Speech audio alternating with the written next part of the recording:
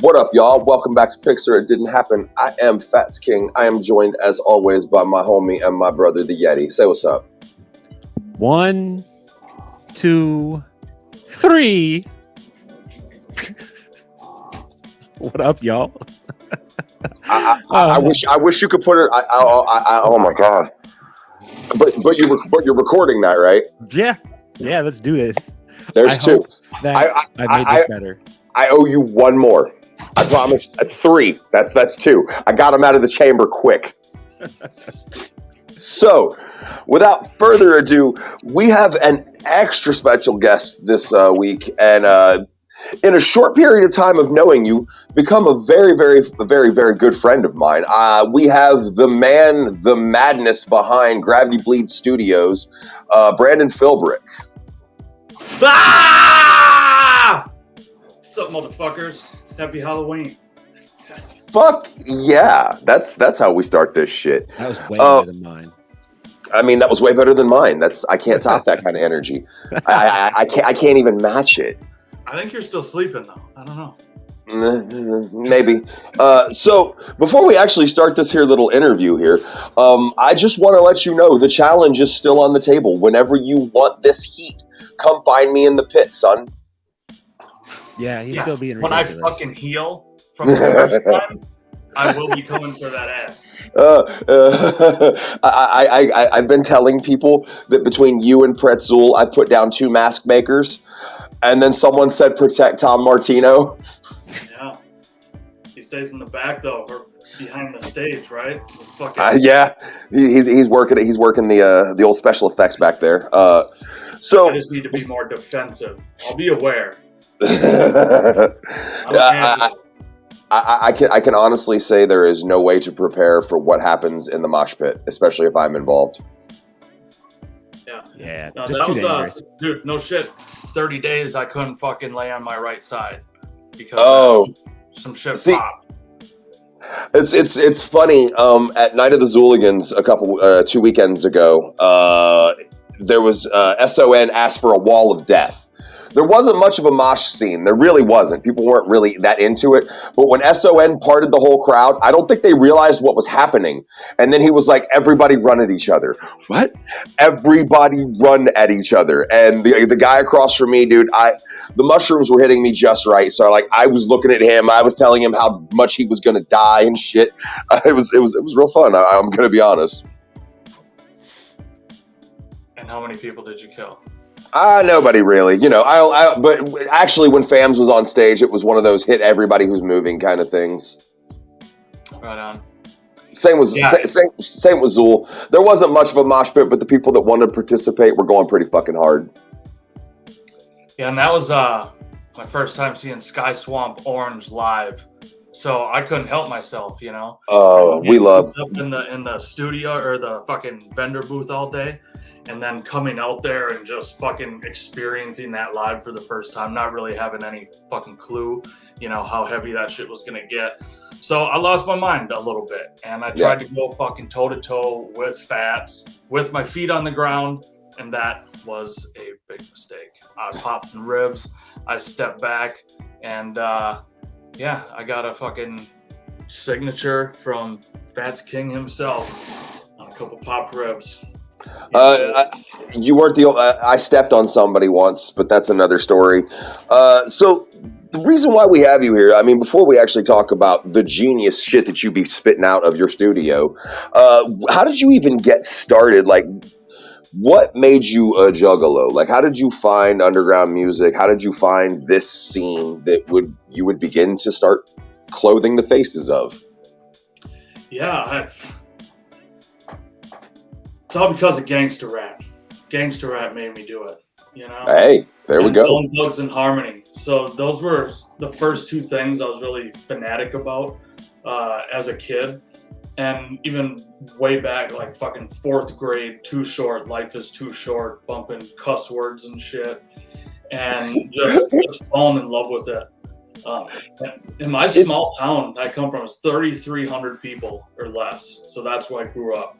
So this was a magical new world opened up to us, you know, from fucking gangster rap music and all this new lingo and fucking, the balls of it, man. Yeti and I can relate to that immensely because we both come from small little redneck hick towns. The tiniest. Nice.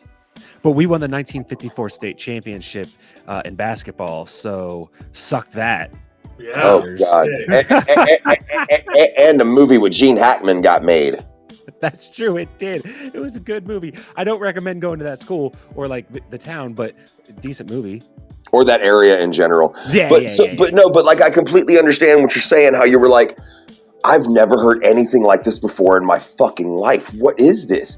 And you're right. The brazen vulgarity, like people didn't talk like that where I was from. They said curse words, but they weren't funny about it. They weren't, you know, I don't know. It was hard to put into words, but yeah, you nailed it. It was gangster rap. It was horrorcore. It was these things that helped shape little me and helped shape little you. All right. So because of that, I was watching all the black movies, all the gangster movies, and fucking, you know, finding all the soundtracks, records, and shit that were featured Bone Thugs and Harmony. So beyond their own catalog, collecting all the soundtracks and other features and stuff like that. And that's where the Great White Hype soundtrack. Oh shit! Had Bone Thugs and Harmony Shoot 'Em Up and ICP's Chicken Hunting. And that was the most ridiculous fucking thing I'd ever heard in my life. And it was sold. I loved it. I'm like, gotta find out what else. Are they really killing chickens? What the fuck is going on here? I did not know that song was on that soundtrack. That is damn, boys. That's a claim to fame way back in the day. Yeah. That's when they go to get the white dude in the club and he's a rock star. And then they walk in the back to meet him, and fucking Chicken Hunting's playing in the background. So yeah, and you know, also being the outcast nerd kind of kid of a biker family, you know, kind of already in the party scene and that. So that outcast, you know, of the small town really appeals to Juggalodom and all that shit. So absolutely. You mentioned hood movies. What is your favorite hood movie? Don't Be a Menace to South Central while drinking your juice in the hood. I mean, it's the spoof, but it's the best one because it's all of them at the same time. So yeah, I get it. Yeah, but Menace to Society really kind of fucked us up as kids. It was heavy. When O-Dog, you know, he's playing the tape over and over again. Yeah. My brother was doing that of O-Dog's scene when that happened. So he's like doing the same shit. And my fucking crazy ass brother, every time it happened, he's like, ha! Ha! Fucking ha! For you young children who don't know what us old folks is talking about, go watch a movie called Menace to Society. Yeah, it's heavy, and you'll fucking cry. But it's a fantastic movie. It's good training, you know, for us wannabe gangsters in small town rural America. I mean, yeah, absolutely. You were not wrong about that. So that's how you found ICP. That's how you found the scene. Where in all of this do you decide I'm gonna be a mask maker? Fuck, that's not till 3 years ago, because, you know, back to Great White Hype and just finding ICP and then Twisted. So that was the end of high school for me. Mm-hmm. And then at that time, I was still doing like charcoal drawings, pencil drawings, and shit like that, and just trying to be an artist. And I did a Twisted Juggalo charcoal piece that I brought to the third gathering, because I was at the first and third. And I was at the fourth. Oh, nice. Yeah, we got fucking tear gassed at the third. I was part of that in Peoria. I know people who were there, but I was not there for that.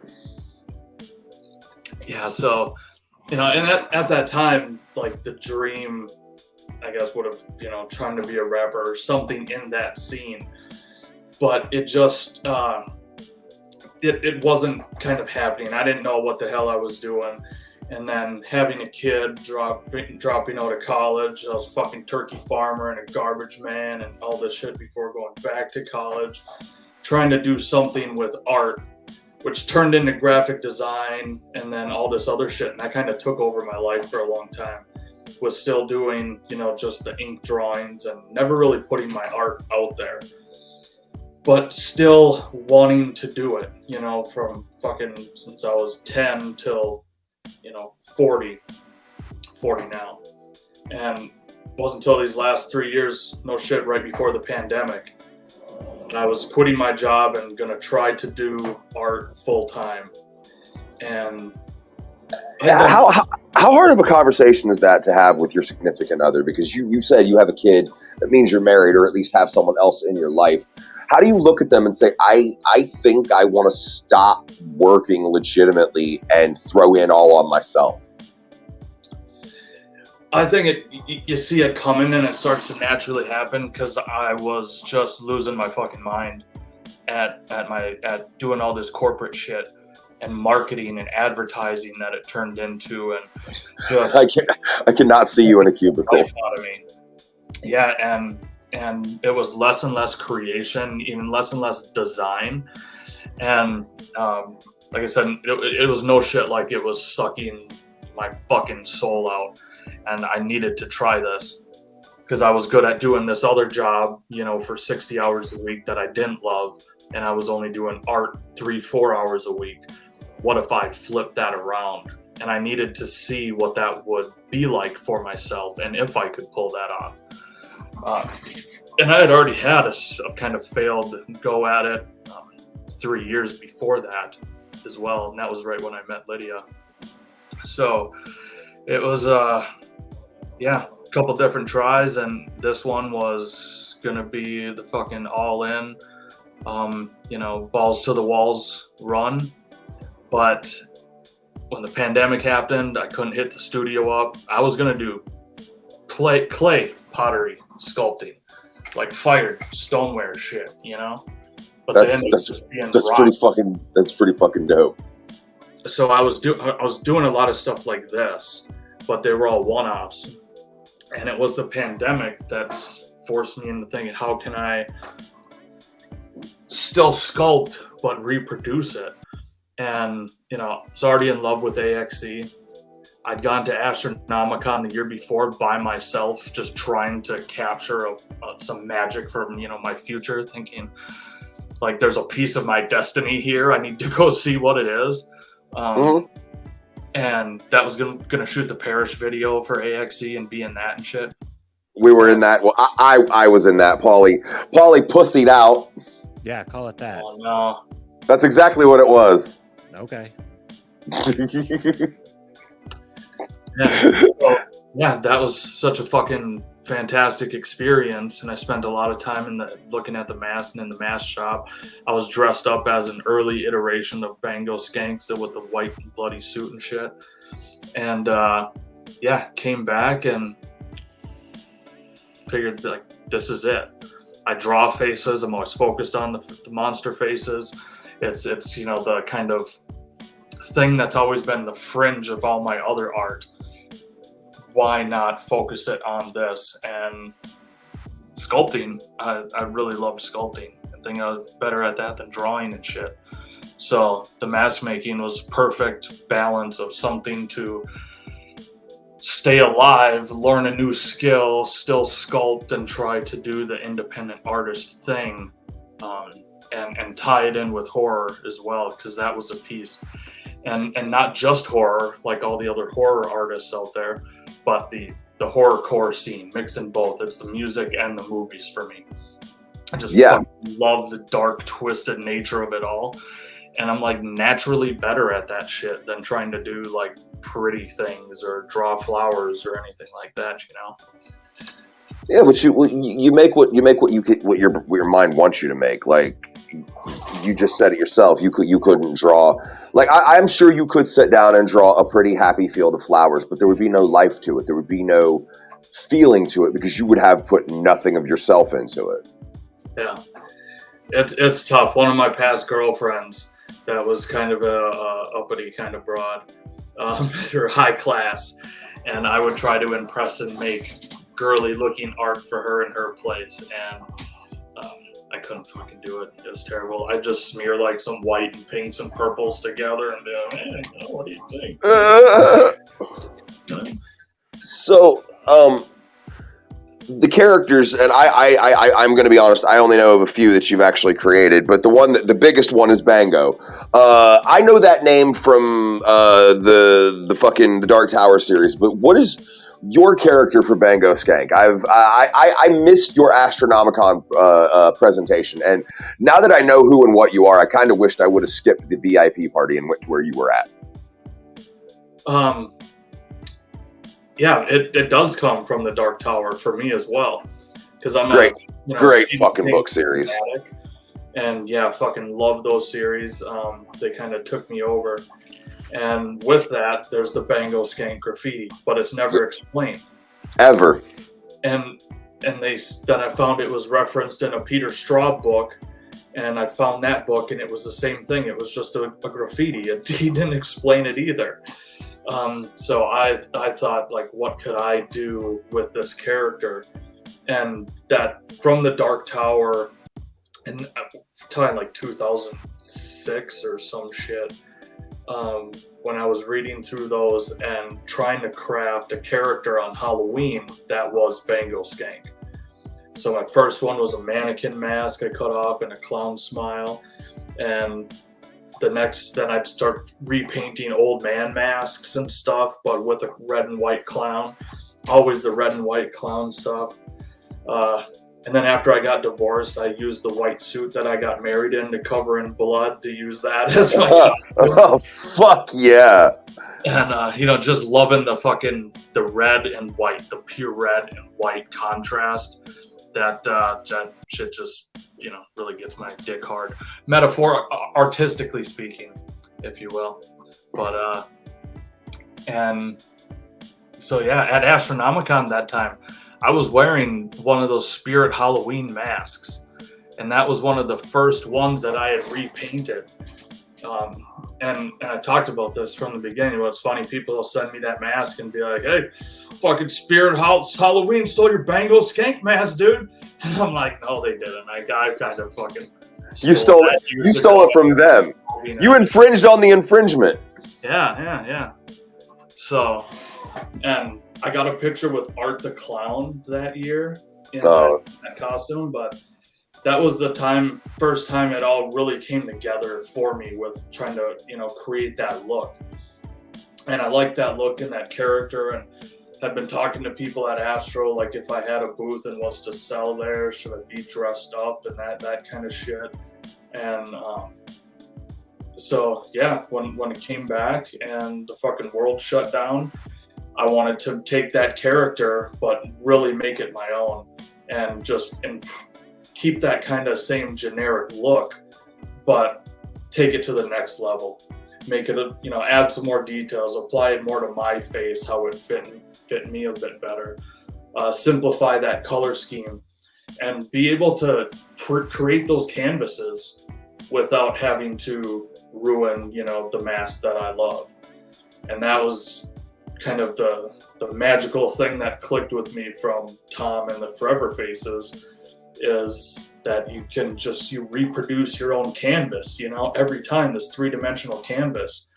And that became one of the coolest things, kind of broke through for me about making masks, that I'm making these canvases to do all these different looks that I want, and to be able to create that 3-dimensional object versus, like I said, the stone ones that I was doing before, where there's only ever one in existence and it can't be reproduced.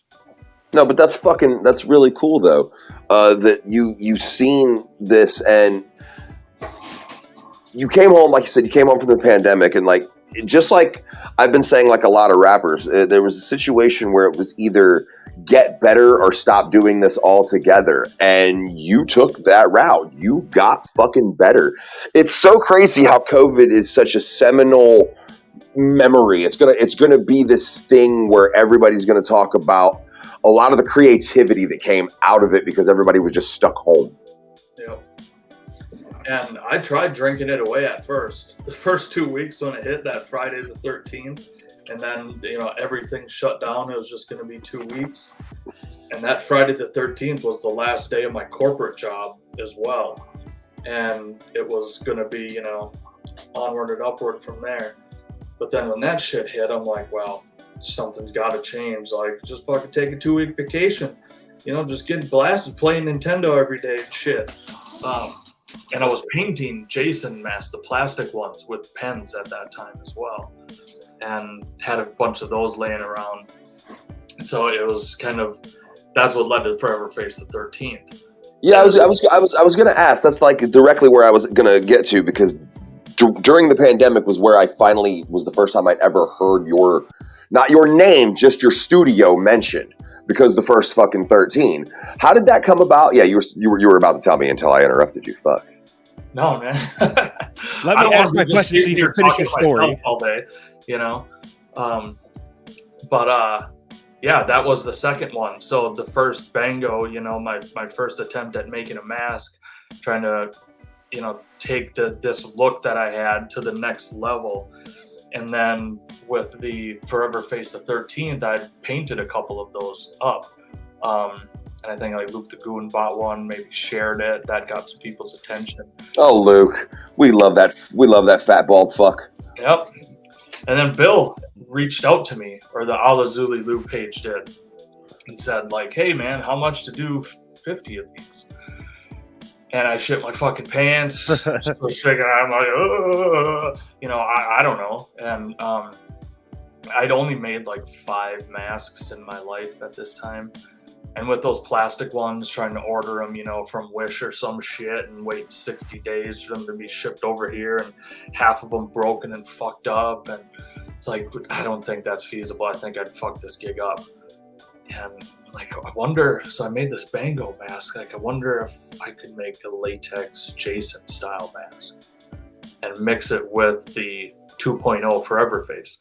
The same one I still have right now. The vial that came with the Church of Zool order. Yep. I remember that one. So I had the plastic one and then that mask. Say, hey, I give this a shot.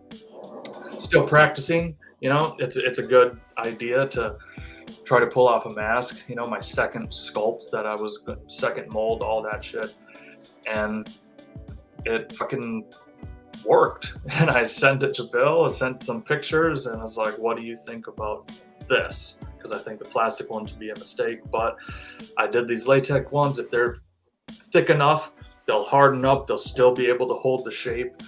They're not like those, I'm sure you've seen the terrible Friday the 13th pancake masks at Walmart and shit.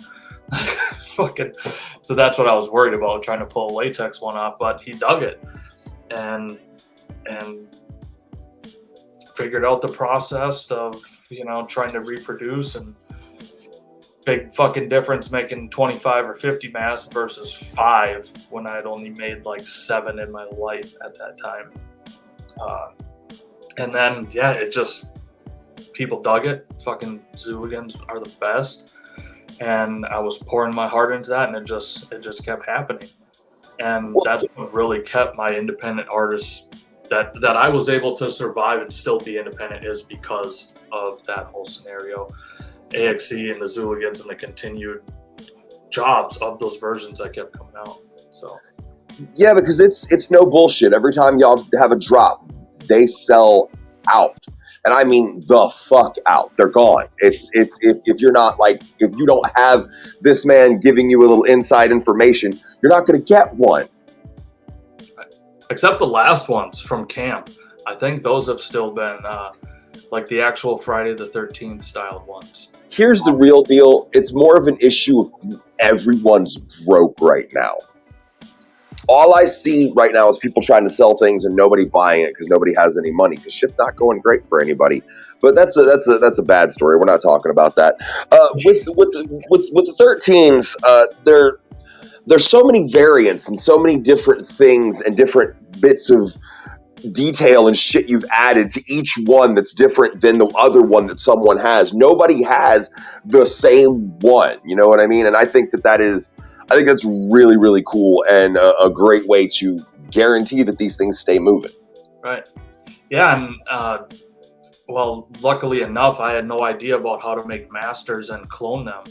So when I was making them and the mold would start to wear out and the detail would wear out, I'm like, oh shit, I'd resculpt it again and then make a new mold. So I can get about 25 out of a mold, you know, with decent quality. So with that, each time I'd just sculpt another one. So I was practicing my sculpting and mold making and shit. But that's with each time. And I fucking panicked the first time when I was hitting like 25 and the mold was wearing out. And I'm like, oh, what the fuck do I do? Like, I have to make. And, you know, I'm making like one a day. And it fucking took forever. And you made this mold completely on your own, right? Like this wasn't something somebody gave you. Like this was just this. You decided you were going to try to make a latex Jason mask from the idea of your plastic mask. What is the actual process of making a mold? Like, what do you do to do this? Like, I've always been curious. So you just mix your water and plaster mix and brush it on over the sculpture, and then you can just pull the sculpture out afterwards. So you know, you make a thing out of clay, seal that, make sure that's decent, and then you lightly brush and dab and then build that pottery plaster mold over it. That gets hard, and then you can pull the clay out, and then you dig all the clay out, and then you have your mold made. Keep filling that with latex, keep pulling, and yeah, you have your own fucking latex mask maker. That is so fucking cool. Like, I know that you made that sound so simple, but I'm sure that that's not an easy process. No, it's a lot in the subtleties, you know, of how you're handling the materials and the speed and understanding just how to work with them. Well, I was really looking for something that was more hands-on and analog. I was sick of working on my computer all the time and doing digital work that would fade away.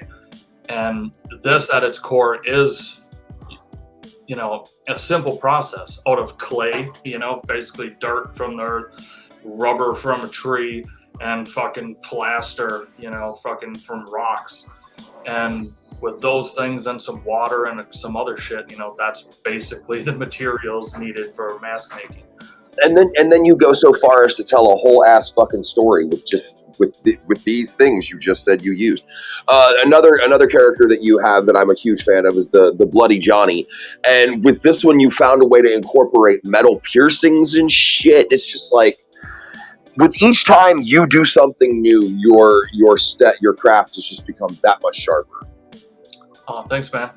Yeah, I like to challenge myself. I get fucking burnt out doing the same thing over and over again, or the same style, and you know, trying new things.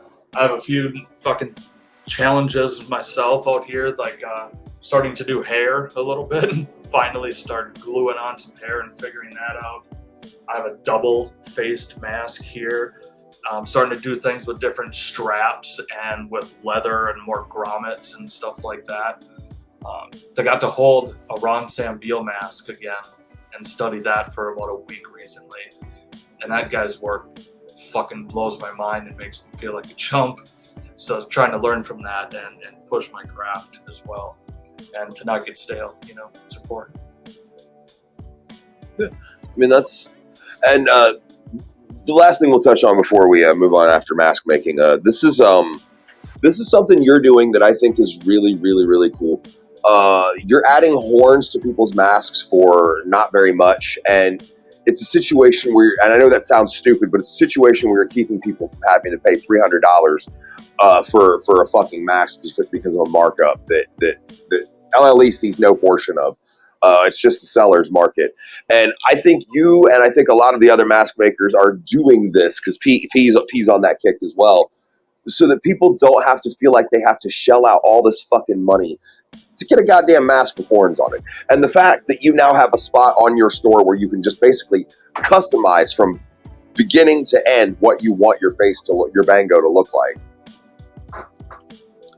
Yeah, man, fucking customization is huge. And I like to be able to use all the pieces of something, and mix and match elements from these different canvases, if you will, and create different ways of creating different combinations from the same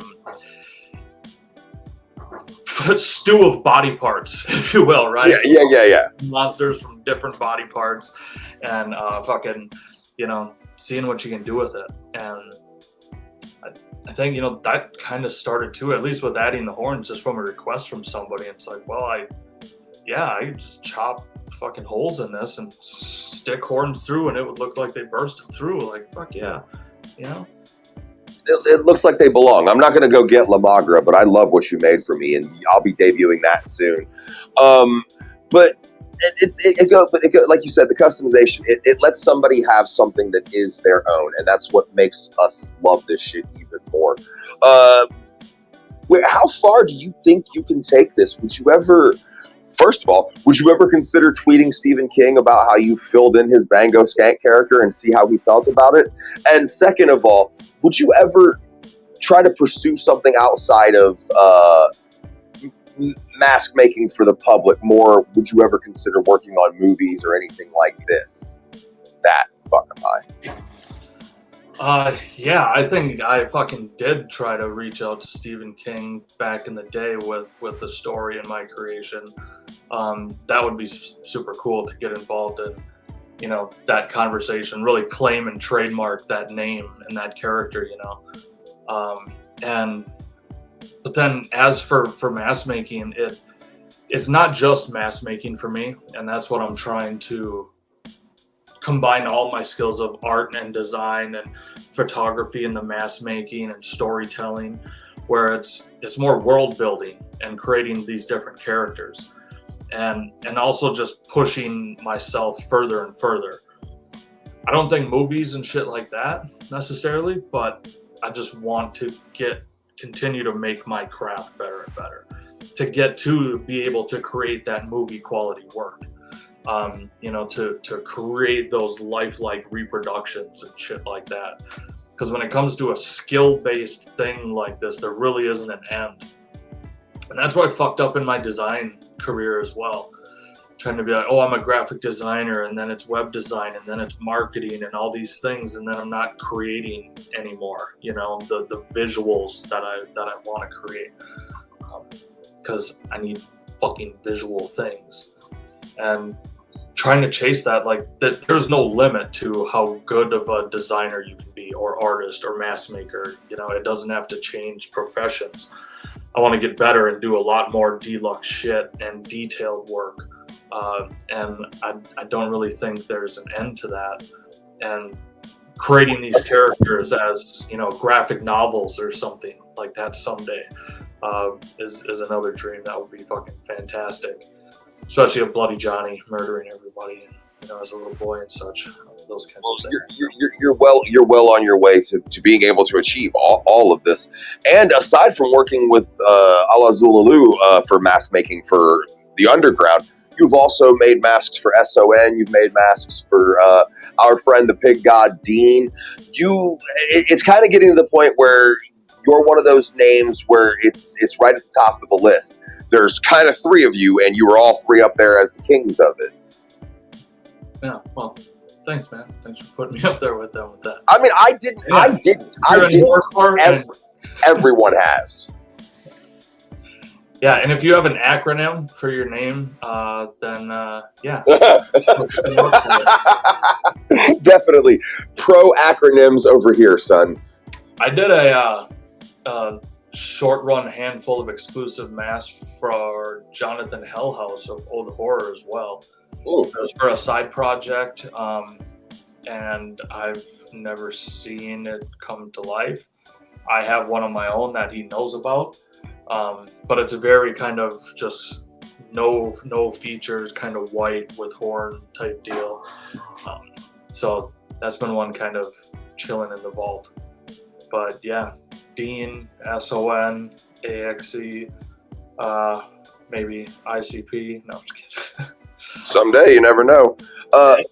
So Is there anyone in movies specifically you feel you take an influence from? Tom Savini, any of the great names in special effects?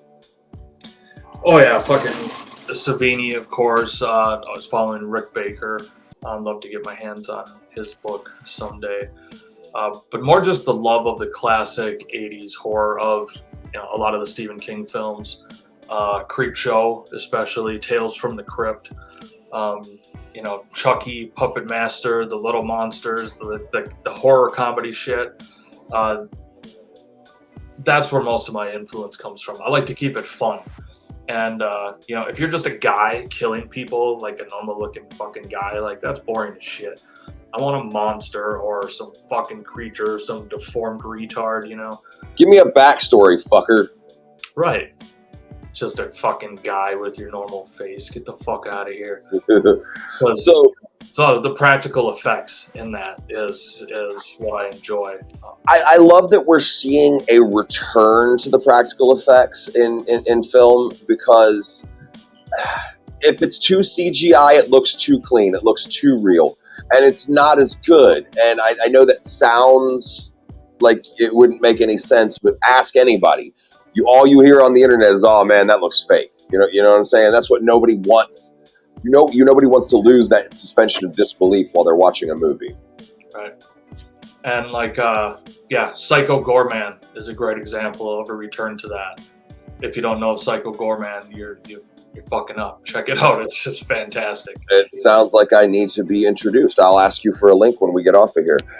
So with it being Halloween and it being spooky season, we've kind of started to talk about movies. What is your favorite horror movies? Creepshow, said. That's right up there. I love the anthology. And that ties in with basically all the Tales from the Crypt as well. And House of a Thousand Corpses. And fucking, Texas Chainsaw Massacre 2 is another one that's up there. So the multi-monster movies, the brutal yet still fun. Hills Have Eyes. Yeah, even those that gets into a bit serious for me. I appreciate them, but my top ones are a bit more fun, over the top, kind of cheesy. As far as that goes, it's if as long as you pair Sam Raimi and Bruce Campbell, I'll watch it. Yep, fucking A. Give it Bubba Hotep and shit. Absolutely, because everybody immediately goes to Evil Dead, but don't forget about Bubba Hotep. But another piece of the Evil Dead lore, going to Army of Darkness, that was my first introduction to another one of my all-time favorites, Bill Moseley. Oh yeah. Yeah, because he was Evil Ash. Oh fucking A. Yeah, for me it's definitely House of a Thousand Corpses. What really sold me in. It was a journey to even get that DVD back in the day, because it didn't come out in any theaters by me. I'd have to travel 30 minutes to order it, from the CD and movie store, and then they were only getting in 2 a week. So every week I would go down there, and they're checking off people on the list to get the House of a Thousand Corpses DVD. And then I watched it with my brother, and he felt dirty and had to you get the fuck out of here, you little bitch. I actually prefer Devil's Rejects to House. You're one of them, huh? Damn it. I didn't say I didn't like House. I just said I prefer. Yeah, I love, and House of a Thousand Corpses has, the crazy transitions. It goes to the black and white shit. That'll be talking to the crazy characters on there. You in hell! You in hell! That kind of shit. Yeah, all that fucking spliced in fucking footage from the news cameras and shit. Yeah. Everybody talks shit about Rob Zombie now, but at the time when he came out, when he was first starting to make movies, it was shit like nobody had ever seen before. And you can't tell me you didn't like it. And if you did, it's another one of those situations of people saying they didn't like Twisted when they did. Shut up and quit lying. Right? Have you listened to them? Then you'd fucking like them, you fucking assholes. Yeah. But that's a different kettle of fish. You can go watch that last week if you want to watch my rant. the pace of the film, again, it's monster movies, it's fun, it's brutal killing, it's original, it combines like the best of Texas Chainsaw Massacre and fucking so much in it, which is here, I gotta show you this one. Oh, he's got some shit to show. And this looks pretty rad. So I'm trying some adjustable like buckle straps now. Oh, fuck. With the elastic. That is game changing.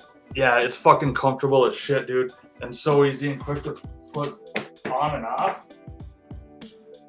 Even doing like some padding on the inside of some of these. Another thing kind of learning from Sam Beal. This is all really cool shit, dude. And the hair. Oh my God, you look just like him. Yeah, it's fucking weird when it's worn, huh? You like clowns?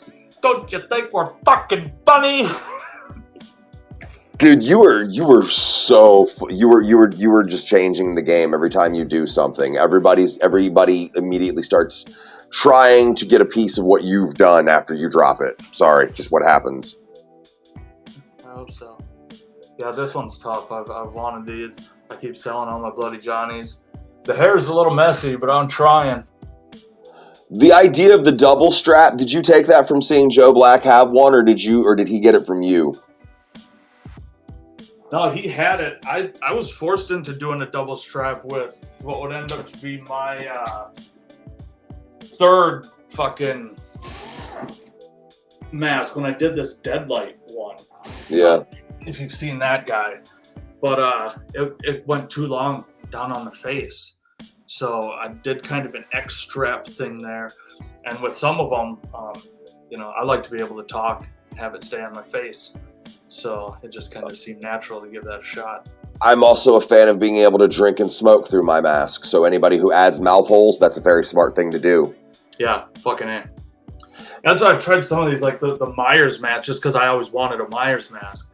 So I'd fucking try to make my own. And it's cool to have, but yeah, I definitely want to be able to scream and function in it. Even when I wore my FF13 to an AXE show, and I'm like, you know what? Fuck this. It's the 2.0 because I'm drinking and fucking and screaming through that. Yeah, exactly. So this is something we've been asking everybody for all Halloween. What is your favorite Halloween candy? Please pick something good, because I have to eat one of these fucking things at the end of the month. He's gonna pick the worst fucking thing now. What are you doing? Shut up. What is it? I want to try to steal from you. I like just a Reese's Pieces. Can't lie. Yes. Okay, Yes. we can do that. You're not as bad as Dean. Dean picked Mary Jane's. We're going to shame him every episode because of that. Yep. Sorry, Dean. You're still the worst. That is Still the worst. candy. Still the worst. Worst candy ever. I don't even know what that is.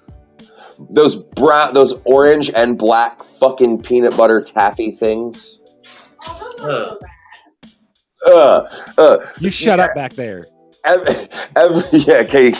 Casey. Paulie says shut up.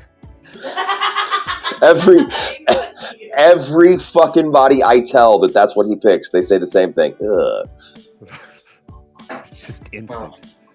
What was your favorite costume growing up? And did you have any designing aspects into your costumes? Were you doing shit back then? Little Brandon Philbrick? No, not so much. My favorite that I remember from pictures when I was like 4 was I could only describe as Hobo Rat. Because fucking dirty ass winter jacket, busted, it's just buttoned on the top. Mom just puts a fucking couple streaks of makeup on the face. Dirty as shit. Brother got the Yoda. He got the costume that year. So he was wearing, the plastic Yoda. And then it was basically a trash bag with like a picture of the character. I don't care what anybody says. If you was poor, those costumes was the heat, bro. Yeah, Hobo Rat. What's up? Now I was Billy Idol one year, but I was always clowns, and it was really the shit with ICP that kind of fired up the passion and love for horror even more.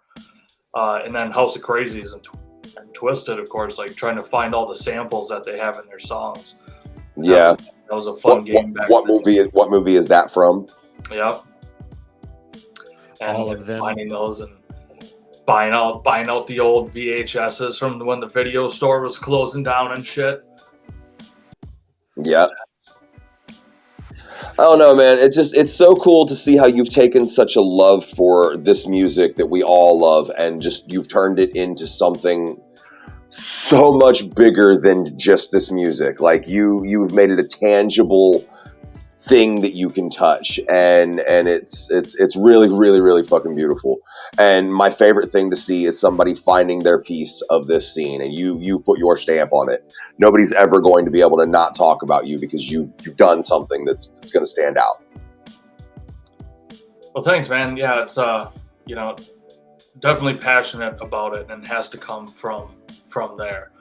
And I love shit that inspires me, And it's cinematic. That's the thing with like AXE's music. I tell people it's cinematic. You see the movie in your head.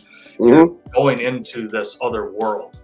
And that's what I really, appreciate in the art and shit that I love, is painting that picture. I like a lot of stand-up as well. Just that word, creating those mental images there. I'm not even a big guy in like music videos because it kind of fucks up my own image or version or ideas of that world that I build it with that song. So, and fucking nobody does that shit better than ICP, man, for the visualizing cinematic horror rap that is entertaining as fuck and original. Nobody told a story better than Joe Bruce. That's just the straight up shit. And it doesn't matter what fucking anybody ever says, like, originality is they're one of the most original and fucking innovative groups out there. You can't deny that, and anybody who tries to is just a fucking idiot. So yeah, I like originality. We're a part of pop culture. We're a part of the zeitgeist, and you're never ever ever getting rid of us. We're like cockroaches, and you can't turn the lights on fast enough. Yeah, man. And like we feel at camp, fucking that hit me that first gathering, and ICP's pulling people up on the stage and they're ripping it apart, and fucking Sabu's up there, and it's like, oh, run away from him before he chucks you off the stage, But that just high-fiving everybody, chanting family, that was like kind of the first time throughout anything in school or high school that I felt like it really belonged to something, and it hits you and grabs you and just fucking holds you there and shakes you.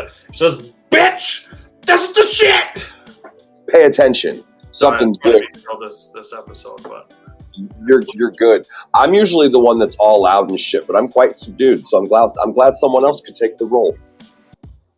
Yeah, I figured I'd come here today and just try to be, barefaced it and just keep it chill today. Try to just be an honest man-to-man, hang out, smoke session with y'all.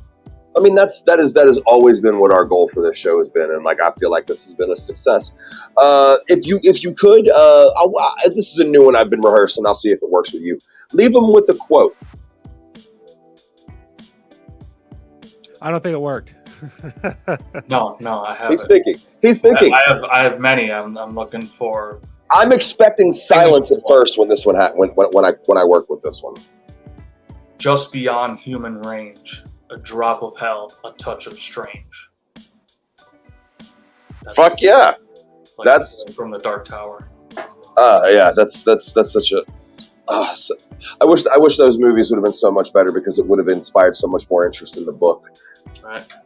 Somebody will someday. They can't fucking deny it. Somebody's gonna come back to it and do it right. Like, fucking. It needs to be a series. It doesn't need to be a movie. The Dark Tower should be busted down into a series, and I stand by that. Oh, for sure. Where it was supposed to be? There was talks of Ron Howard doing it with HBO. Yeah, fucking Ron Howard. So where can they find you all over social media if they want to buy a mask, if they want to leave a comment, all that good shit? Most active Instagram at Gravity Bleeds, and other than that, philbricks.com. Just hit the website. That'll be the hub for everything. Connect with Leah, Lizzie, Dead Bitches Brunch, Carry Challenge information is up there. We love the Dead Vicious Brunch. We love y'all. Yeah, trying out a Store Frontier store, so I just got that set up and ordered myself some things to check out their quality. Trying to give that a shot, so that links from up there as well. And yeah, just that'll connect to everything. And I'll be looking to transition my store onto that website next year as well. So I could just keep pushing that. PhilBrix.com. Any new mask releases? Anything new on the horizon you can give us a preview of? Well, there's that Spalding that'll probably make it out of here sometime. And a few of these I've been sitting on for my pop-up shop this weekend that I'm putting in the front yard. If anybody from Minnesota, I know some Minnesota Zooligans out there. If you happen to be from the Minnesota area. Wait, did you just tell a bunch of jugs just to pull up to your house? This may have been a mistake, sir. Yep, this Saturday, 1120 7th Avenue North, St. Cloud, Minnesota. Pull up. Oh shit! He put out the full fucking address. Goddamn, people! For the 15 people watching this. Yes, Anyway. Send me So dick pics, I don't care. Please don't send us dick pics. If you want to find us on this whole hold on, look at that. Go back to the camera. Get it off me, Paul. Ready? Oh, it's badass. I also love King Gordy. I also fuck. Nice. There's no strap on that one. See, ain't nobody doing anything like that, man. That's so fucking dope. And your pumpkin creature this year was so fucking dope with the pumpkin stalks for horns. Like everything you do is like I said, it's so original, man. I can't say it enough. Do one more from my bitches. My bitches at. So, but look. Oh, I'm so pretty. Look at me. I'm a dead girl. Shut the fuck up, bitch. I'll fucking melt your fucking face off, you whore. Hey, don't talk to me like that. I'll kill you. I'll kill you. I'm at a loss for words. That's so fucking awesome. This is the gore horde done for the Dead Bitches Brunch, but I had to make my own, so this is my own version of it. Am I pretty? Am I pretty now? Do you think you are? Because that's all that matters. I'm pretty on the inside. Jesus. Yeah. I would say most people are a lot uglier on the inside. It's all squishy and gooey in there. Yeah. Well, if you have enjoyed this and you want to see our past episodes, you can find us at Pixar Didn't Happen on YouTube, at Pixar Didn't Happen official on Instagram, because you had to fucking add the official, because somehow somebody had our name, I guess, whatever. I'm Fats King. You can find me on YouTube and Instagram under that, but I'm not going to be anything good for you other than memes and promoting my own show. Yeah, and I'm like, you can just find me like under my legal Paul. government name. Remember, all we're giving them is Paul. They have to put the rest of it together like a puzzle. Yeah, and there's not even like a good luck finding it with a picture and shit. So figure that out, and if you do, I guess I'll see you there. Also, we will be announcing the winner of our Night of the Zooligans giveaway very, very, very soon. Just hold your fucking horses, damn it. It's only been 2 weeks, and I actually just today compiled the names that were involved. Thank you, everybody who participated. We got some fly-ass shit coming for you, but I'm not telling you nothing, because I don't give no spoilers about that. Fuck's up with that? How did I miss out on this? I have to be there, I guess? Yep, had to be in person, son. I think sometimes you just say stuff just to like cover your own ass. Who, me? Yeah, you. I am wheeling dealing like a car salesman sometimes, bro. I gotta be quick on my feet. We're gonna give you all kinds of cool stuff, but I'm not gonna tell you because I don't fucking know. It's not that vague. I have a good idea. I've got a general outline And what we're gonna do is just if we go in from the west, and then the Mars is in retrograde or something. It's in Gatorade. Why are you blowing up my whole ass spot? You're supposed to be my boy, my co-host, but you just shitting all over everything. There's nothing to shit on. That's his point. Yeah, that's the thing. This has been a great conversation. I am so glad we had you on, Brandon. Again, all that shit he told you, go check all of that out. Until next time, peace. Peace. Thanks, y'all. Peace.